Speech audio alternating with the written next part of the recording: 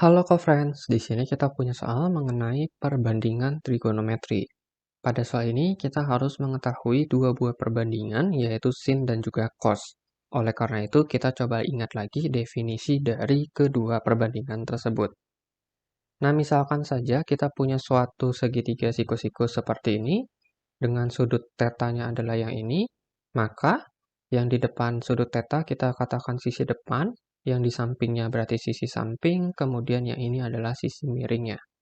Nah, sin theta itu didefinisikan sebagai sisi depan per sisi miring, dan cos theta didefinisikan sebagai sisi samping dibagi sisi miring. Nah, kita coba jawab soal A dulu.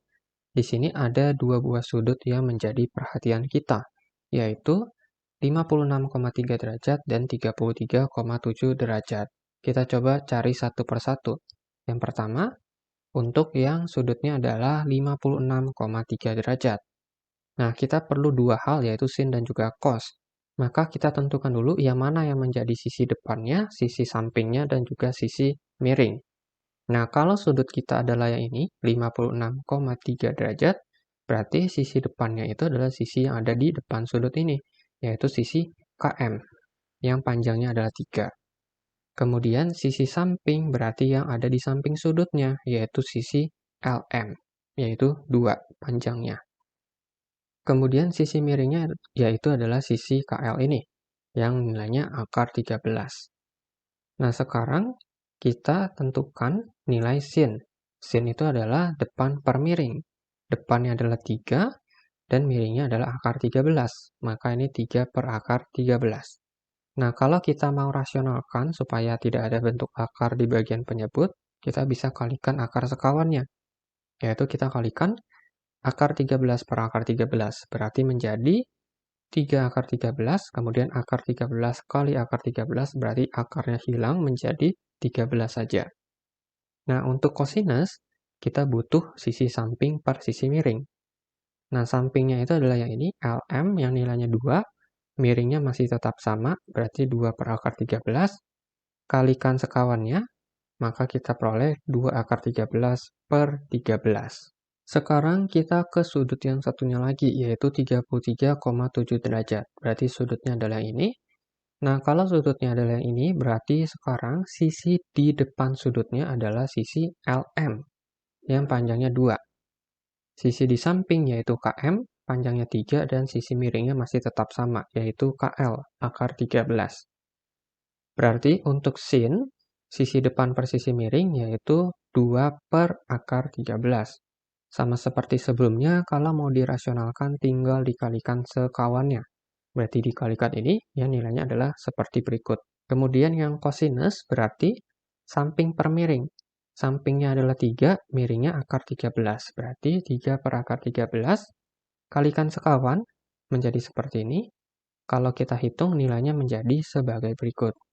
Nah, kalau kita tuliskan ke tabel, maka kita peroleh hasilnya adalah seperti berikut ini.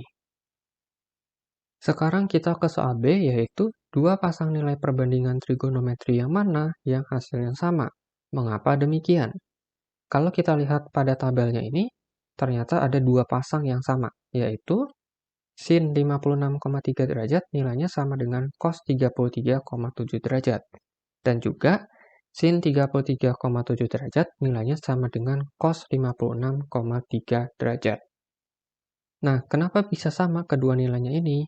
Alasannya adalah sebagai berikut, yaitu karena kedua sudut lancip pada segitiga siku-siku, yaitu sudut 56,3 derajat dan 33,7 derajat, letaknya itu saling berseberangan.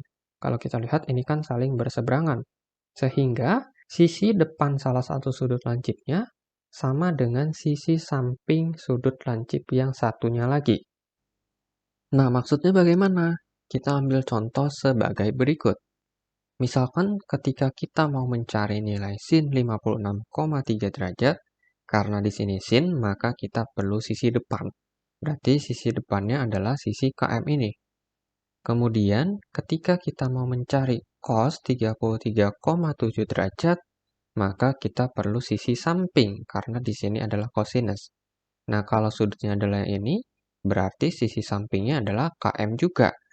Nah, berarti sin 56,3 derajat dan juga cos 33,7 derajat. Sisi depannya ini adalah km, kemudian sisi sampingnya juga di sini km. Maka kedua nilai dari perbandingan tersebut adalah sama. Begitupun untuk satunya lagi, yaitu sin 33,7 derajat sama dengan cos 56,3 derajat. Sampai jumpa pada soal-soal berikutnya.